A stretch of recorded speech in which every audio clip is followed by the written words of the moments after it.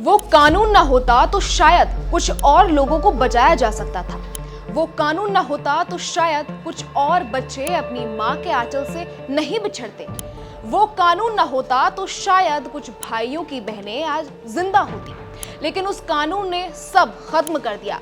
ऐसा कानून जिसने कुदरती आफत में भी इंसानी जिद नहीं छोड़ी।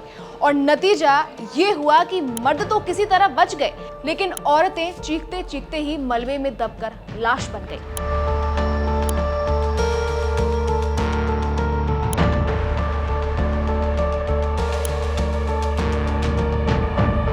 क्योंकि उन्हें बचाने से वो कानून रोक रहा था, जिसे शरिया कहते हैं।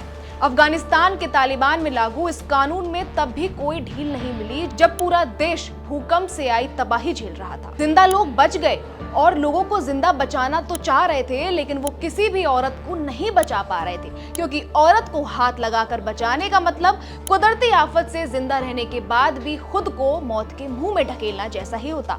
क्योंकि तब या अब यही नहीं तय हो पाया कि अफगानिस्तान में ज्यादा खतरनाक क्या था, वो भूकंप जिसने 2200 लोगों को मार दिया, या वो कानून जो हर रोज महिलाओं को मार रहा है। नमस्कार, मैं खुशी चौधरी और आप देख रहे हैं एबीपी लाइव। दरअसल अफगानिस्तान में भूकंप के बाद जब मलबे में दबे लोगों को निकाला गया तो सिर्फ पुरुषों और बच्चों को पहले बचा लिया गया और महिलाएं, बच्चियां फंसी रह गईं। और वजह थी तालिबान का वो नियम जिसमें अनजान पुरुष किसी महिला को छू नहीं सकते।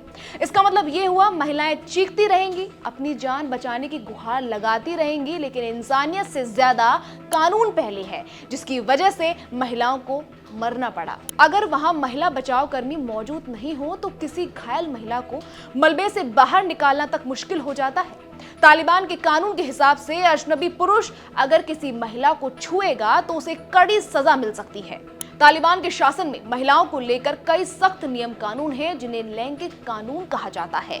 इनमें से कुछ सबसे अहम माने जाते हैं। अफगानिस्तान में कोई भी महिला अपने परिवार के अलावा किसी पुरुष को छू नहीं सकती। इसी वजह से बचाव दल का कोई पुरुष मलबे में फंसी महिला की मदद करने से डरता है, क्योंकि उसे सजा दी जाएगी।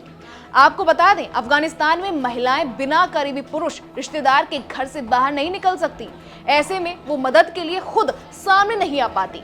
इतना ही नहीं, तालिबान ने महिलाओं को मेडिकल और बाकी पेशों में पढ़ाई करने पर भी रोक लगा रखी है।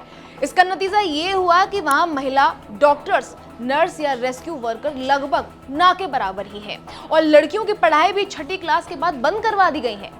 तालिबान की सजा का इतना खौफ था कि महिलाएं खून से लथपथ थीं, लेकिन मजाल हो अगर किसी ने उनको देखा भी हो, क्योंकि वहां इंसानियत से पहले कानून था, जिसकी वजह से उनके हाथ बंधे हुए थे। और तो और पुरुषों का इलाज पहले किया जाता है और महिलाएं कोने में बैठी रहती हैं, कभी तो उनका नंबर आएगा।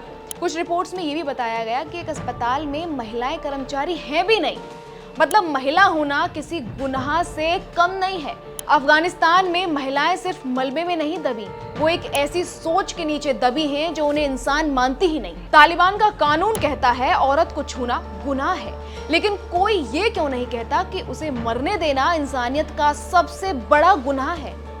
खैर, इसको लेकर आपकी क्या राय है, कमेंट करके जरूर बताइए। फिलहाल इस रिपोर्ट में इतना ही।